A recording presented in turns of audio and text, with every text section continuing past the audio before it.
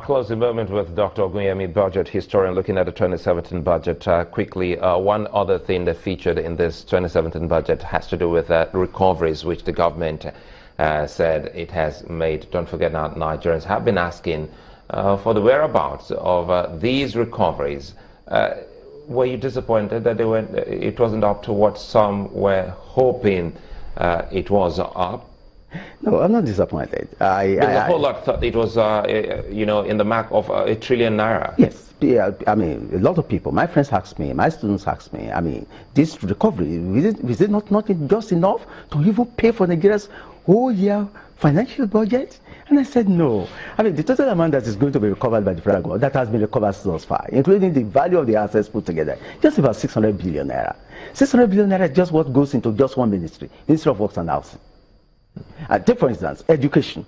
Education, even though education is being, we complain that what we have got in education is not significant. 448 billion, that's 6.1% of the budget.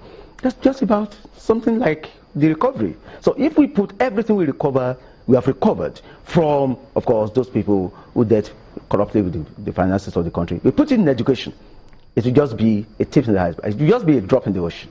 It will not be significant. No. Of over 400 billion that education is getting. Yeah, 448 really. 50 is going for capital expenditure. Yes. And in general, then you for the gets 90%, 90 billion for also their own capital. But the question is, are we doing enough spending all that for expenditure when we need more infrastructure in the education sector? Oh, education is made up of people and infrastructure. I mean, the people there, the human content there, in terms of the teachers and the support staff there, are by far more significant than the infrastructure. I mean, if you have teachers, if you have more than enough teachers of mathematics, for example, teaching in your schools, it's far more, you prioritize it over having classrooms. The question I asked about is the quality of education we asked. Yes.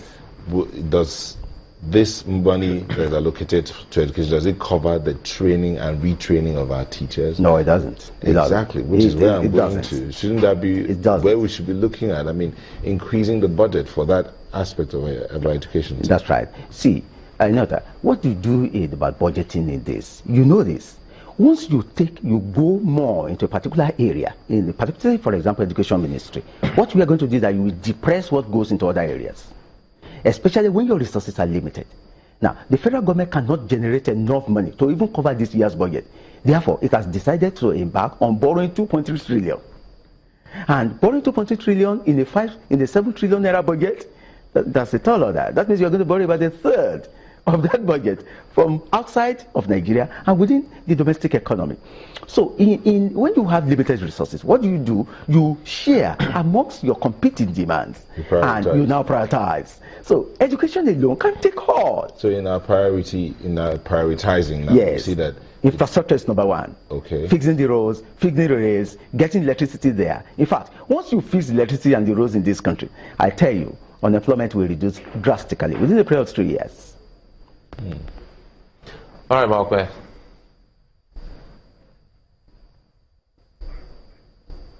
I was just going to ask the doctor there, you still haven't been able to tell us why you're so optimistic, because you have to recall the events that happened in 2016 concerning the 2016 budget, the allegations of budget padding. This is particularly significant because just days before the president presented the budget estimates, you did hear a debate on the floor of the Senate concerning constituency projects.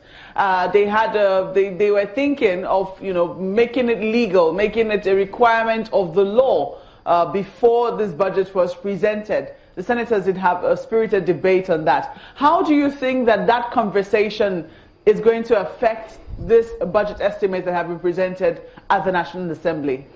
Well, if the National Assembly insists on constituency projects, this is actually extra legal. There's nothing like that under our laws. If they insist, because they have the political upper hand in passing the budget, don't forget Section 80, Section 81 of the Constitution of the Federal Republic of Nigeria permits the National Assembly, in fact, empowers the National Assembly to determine the manner by which the resources of the Nigerian Federation shall have to be spent. The manner. In other words, it can set the minimum and the maximum expenditure limit. Now, if it now insists or leverages on that to now excise a portion of the budget for itself in pursuance of what it calls constituency project. First, it will be unfortunate because it is not ethical. Second, it may delay the passage of this budget because the executive will just insist, sorry, you are crashing, you are encroaching into my area. Because it's an area of implementation of the budget, it's exclusively in the executive turf. It's within the province of the executive. So the National Assembly cannot be implementing the budget. It cannot pass it. So I am not expecting now, after having gone through these crucibles this year to pass the 2016 budget, that the National Assembly will start another battle. I have noted. I expect the honorable members there, they contain, and the distinguished senators to be so patriotic as to get this budget passed expeditiously. I think a fine place for us to wrap it up, full of optimism. Dr. Tunji Oguyemi, budget historian and a lawyer, many thanks for speaking with us today on the program. We'll return shortly to look at another burning issue shortly.